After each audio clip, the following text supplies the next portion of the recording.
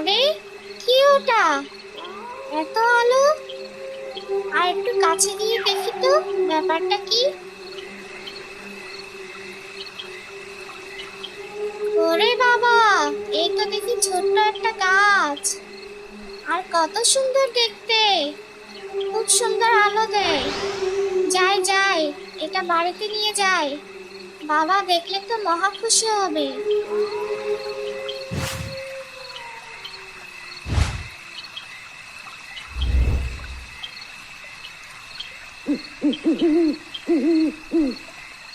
বাবা, বাবা, কোথায় গেলে তুমি? দেখে যাও এসে কি এনেছি।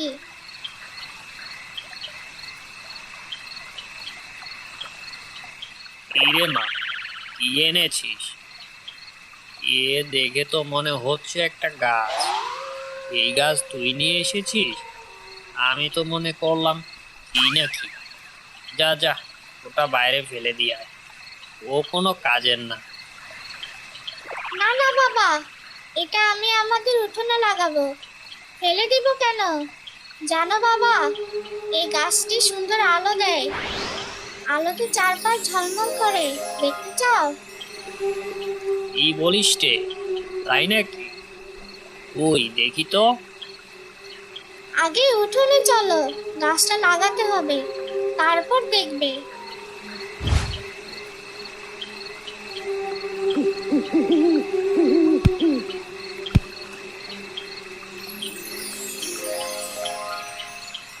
আরে কি অবাক কাণ্ড! একে তো ছোট একটা গাছ, তার উপর এত আলো। চারপাশটা কত সুন্দর আলোয় ঝলমল ঝলমল করছে। এমন গাছ তো আমি আমার জীবনে কখনো দেখিনি। থাক মা থাক, গাছটা এখানেই থাক। আমরা ওকে যত্ন করে বড় করব। হ্যাঁ বাবা, ঠিক বলেছো।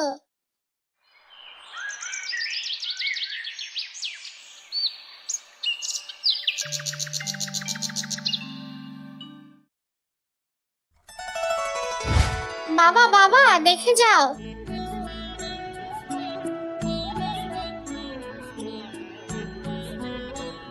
কি রে মা, কি হয়েছে? আরে বাহ, গাছটা তো আগের তুলনায় অনেক বড় হয়ে গেছে রে মা। এটা মনে হয় না কোনো সাধারণ গাছ। তা না হলে এক রাতের মধ্যে এত বড় হয়ে গেল কিভাবে? আচ্ছা, দাঁড়া।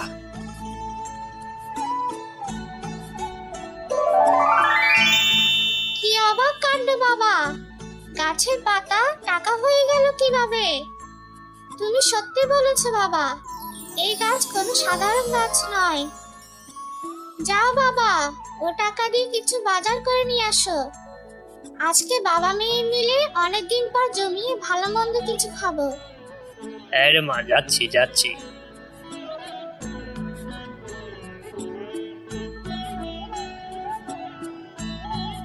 রান্না কেমন হয়েছে বাবা?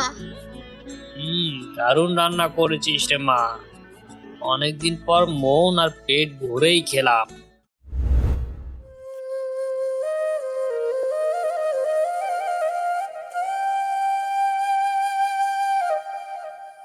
আর পারছি না বাবা, শরীরটা অনেক ব্যথা করছে। এমনিতেই পেটে অনেক খিদে, তার উপর ব্যথার যন্ত্রণায় মরে যাচ্ছি। যাই, গাছটার নিচে কিছুক্ষণ বিশ্রাম নিয়ে নিই।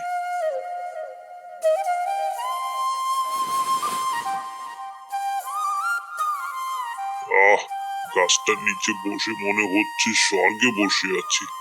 কেমন শীতল মনে হচ্ছে। ঘুম ঘুমও পাচ্ছে, তবে পেটে তো কিছুই নেই। মা, আমাকে কিছু খেতে দিবে? বড্ড ক্ষুধা লেগেছে। হ্যাঁ হ্যাঁ, আপনি বসুন।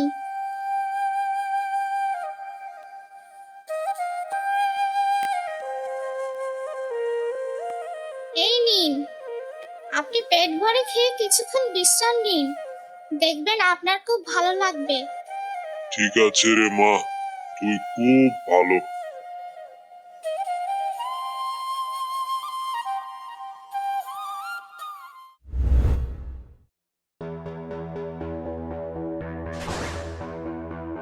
রে, অনেকটা বেলা হয়ে গেল রে। অনেকক্ষণ তো বিশ্রাম নিলাম, এখন উঠি। গাছটার নিচে ঘুমিয়ে কতই না শান্তি পেলাম। যাই, এবার বাড়ি ফিরে যাই। আজ আর ভিক্ষে করবো না। এখানে আমার শরীরে তো আর কোনো ব্যথা নেই, কোনো যন্ত্রণা নেই। আজ কত বছর ধরে শরীরের যন্ত্রণায় কষ্ট পাচ্ছি, কোনো কাজও করতে পারতাম না।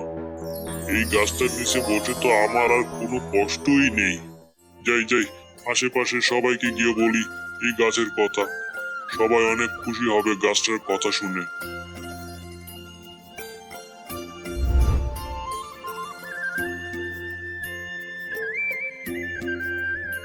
গেল বছর আমার ধানের ফসল ভালো হয়নি।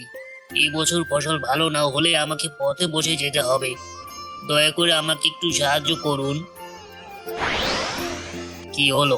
কিছুই তো বুঝতে পারলাম না। গাছটা শুধু নড়ে উঠলো। কাকু, তুমি কোনো চিন্তা করো না, বাড়ি ফিরে যাও, দেখবে তোমার সমস্যার সমাধান হয়ে গেছে। ঠিক আছে রে মা, খুব খুশি হলাম। আমি খুবই গরিব মানুষ, কাজ পাই তো টাকা পাই না, টাকা পাই তো কাজ পাই না। দয়া করে আমাকে কিছু টাকা দিন, যাতে করে আমি গঞ্জে একটা মুদিখানা দিতে পারি। দয়া করো হে গাছ। কাকু, পাতাগুলো কুড়িয়ে নাও তাড়াতাড়ি। চেয়েছিলাম টাকা আর দিল পাতা, এ দিয়ে কি হবে? আরে কাকু, দেখোই না কি হয়।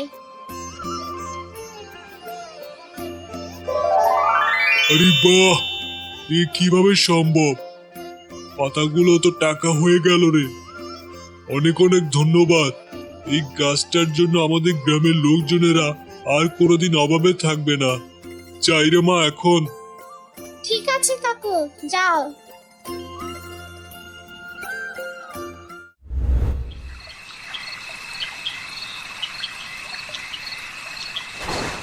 কিরে, ওটা আবার কি জিনিস রে বাবু? এর আগে তো দেখিনি। দেখে তো মনে হচ্ছে গাছে আগুন ধরেছে।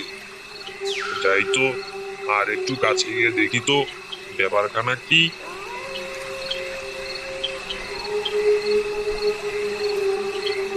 হ্যাঁ, এ তো দেখি একটা গাছ।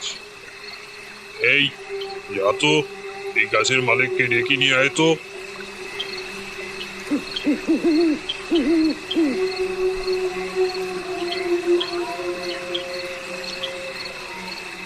এর নাম জমিদার মশাই। আপনি আমার বাড়ির সামনে, কিছু কি বলবেন আমায়? কিছু বলবো না রে, করে দেখাবো। আমি হলাম এই গ্রামের জমিদার, আমার কাছে থাকবে দামি দামি জিনিস। আর এখন দেখছি ওর মতো গরিবের উঠোনেই এত দামি গাছ।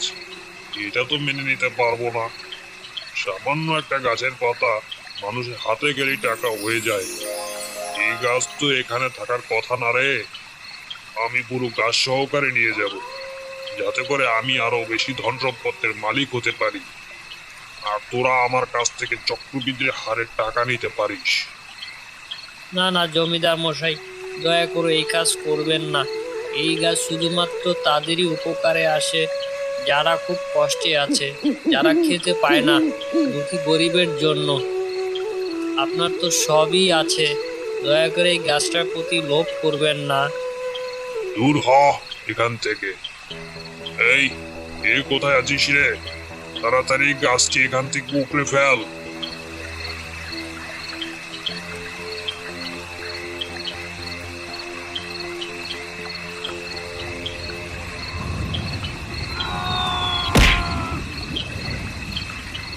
দূর দূর, তোরা কোনো কাজেরই না। সামান্য বাতাসে উড়ে গেলে কি হবে? আমি নিজেই গাছটা তুলে নিব।